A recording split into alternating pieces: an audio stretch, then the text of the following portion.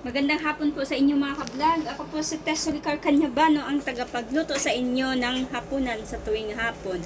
Mga ka-vlog, ang menu ko ngayon ay nilagang baka. At ang karne ng baka ay pinakuluan ko na. At andun na yung marikado. At ito lang ipapakita ko sa ngayon ang gulay. Ayan po ang gulay niya. Una-una, mais, pechay at saka repolyo, patatas at saka bagyo beans at saka saba.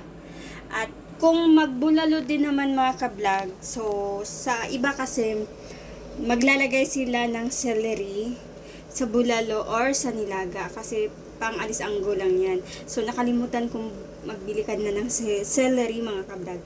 So ito lang sa muna at nilagyan ko siya ng 3 lapad ng luya mga ka-vlog para hindi maanggo yung nilagang baka natin. At saka ibalik ko po ang kwento ng bulalo.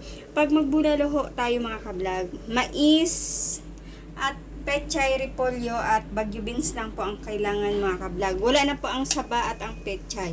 Yun po ang rikado ng bulalo. Tapos lagyan nun na lang po ng kung may dahon po kayo ng talbos ng cauliflower mga ka-vlog, mainam po yun kasi yun po yung nagpapasarap doon sa bulalo kung mayroon po kayong talbos ng cauliflower mga ka-vlog.